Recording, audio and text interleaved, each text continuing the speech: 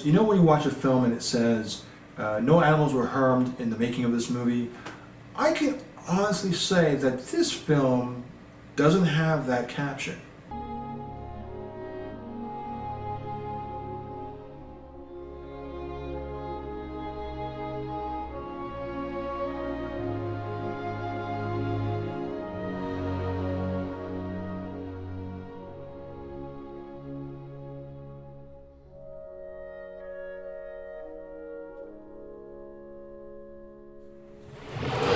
Welcome everyone to the Pantheon. I am Ray, and today we're looking at Vivarium, directed by Lachlan Finnegan. It was based primarily on a short film that went around in the festival circuit called The Foxes, and they made it into a feature-length film. It's described as a Twilight Zone episode or a Black Mirror episode if it was done at a feature-length motion picture sequence. And it tells a story of a couple who's looking to settle down and find a home, and maybe one day grow a family. We have a couple named Tom and Gemma. Gemma is a school teacher, Tom is a gardener, and right at the start of this film, we see a nature picture, a bird nest. As one bird is hatched, and we find that it pushes out the other two birds that are in the nest as they are just being hatched. So when the parents come in, the one bird gets a full attention of the parent bird, and we learn, but maybe 2 minutes later on, that it's described by Gemma that it's the cuckoo bird, and that's how they spawn their children. They will hide their egg into another nest and have it put in early enough so that it will hatch before the other eggs hatch. And so when it does hatch, that bird will push out the chicks of the actual parents. So when the parents come in to feed their bird can mimic the sounds of the parents. So the parents think that they're feeding their own. Meanwhile, they're feeding the cuckoo bird.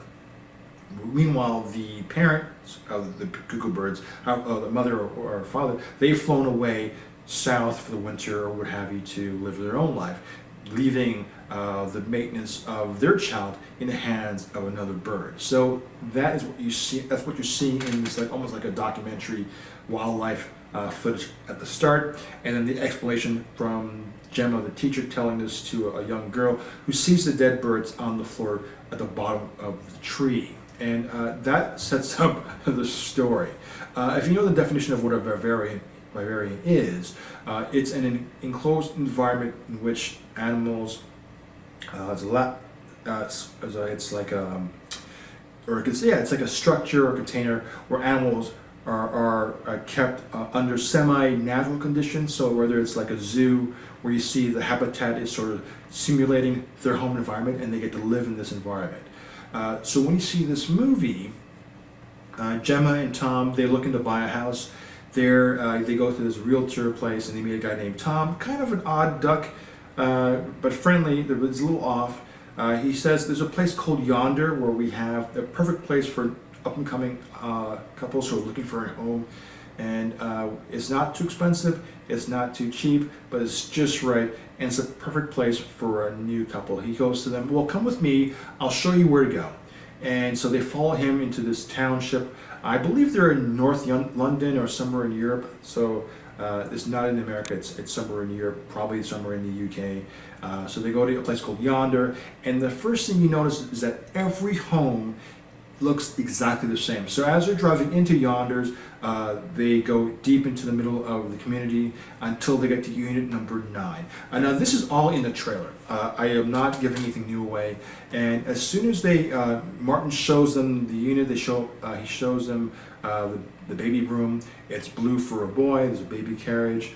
He shows them in the fridge a complimentary bottle of champagne and strawberries, and then he shows them the backyard. And as you're into the backyard, looking around, you turn around, Martin is gone.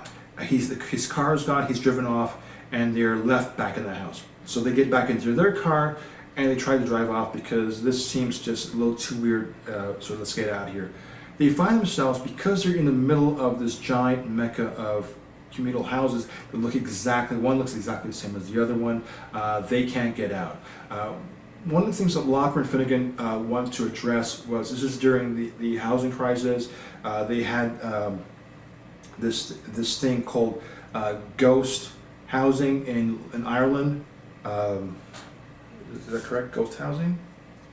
Let me get this right, because I might be getting this a little wrong. Oh, Ghost Estate, sorry. A lot of what Locker and Finnegan's influences are to this film, as well as Garrett Shannon's influences, was the housing crisis. Especially in Ireland, you had the ghost estates, where they made all these homes that looked alike, but no one could live in them because no one could afford these homes. So they had 600, 700, 800 homes that were all estates that were made or almost or fully completed that no one lived in.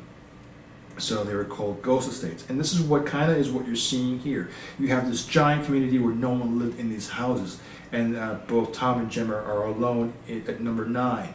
So as far as the eye can see, there's all you see is houses that look the same, and every time they try to escape, they end up back at number 9. So there's a scene where they follow the sun, and at the end of this journey at sunset, they wind up back at number 9. Yet they're going in a straight line. So it's like a Twilight Zone episode where you can't escape. So that's where they say Black Mirror, Twilight Zone. This is like an extension of that, because everywhere they go, it comes back to this house. And they find that they get, so to eat, they have strawberries and the champagne. There's no taste to them. It tastes artificial, but it's edible. The next day, they get a boy in a box, and then the instructions indicate, well, if you look after this boy, you will be released. So they end up looking after this child, and the child has cuckoo bird characteristics. He can mimic both Tom and Gemma in their conversations as he gets older, and it's very bizarre. And it's the story of them trying to escape this house and this community, but fail. And so they're stuck to the whims of whoever's sending them food in these boxes and who's told them to look after this boy. That one day, or hopefully soon, they can be let go and escape their predicament. And that's where this story comes into. It's kind of like going into this rabbit hole of madness and seeing if they can escape. Being a gardener, Tom figures, well, maybe I could dig my way out, or if I could find a tunnel or some sort of like connection to these homes that makes some sense. Gemma tries to become a motherly surrogate to this boy, and in the process try to figure out what makes this boy tick, find out who this boy belongs to. Maybe this boy can communicate to them of who are their handlers, what's going on. There's references to films like Poltergeist. There are references to like kind of The Shining, but Poltergeist comes to mind.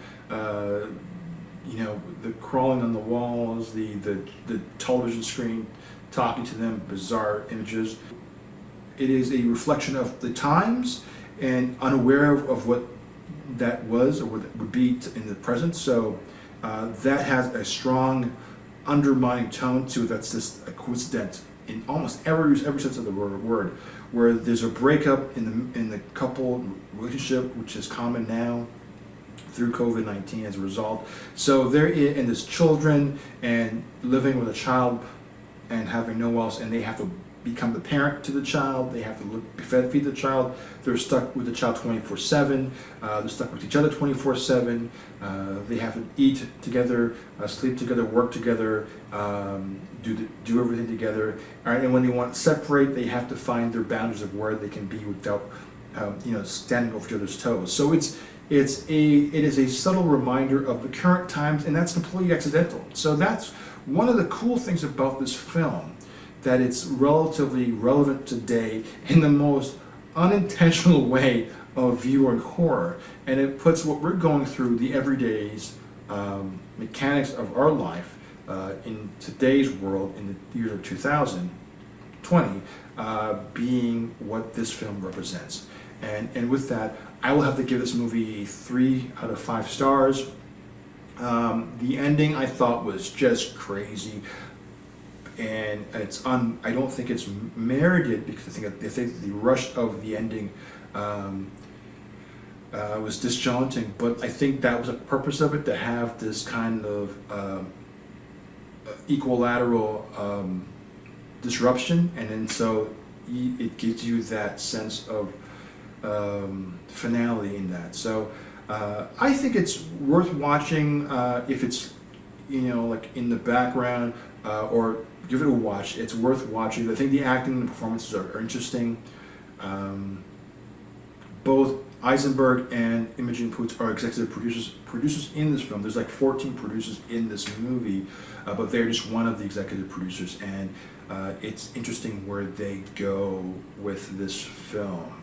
And you can see there's effort and heart in it, but I don't think it's not worthy of ownership in my opinion, but it is worth a watch one time to get an idea. It's like a Twilight episode that you missed. It's good to watch. It makes you think, it makes you wonder, and then you wanted to put it away and forget about it. So with that, I am Ray. I will see you next time. Take care.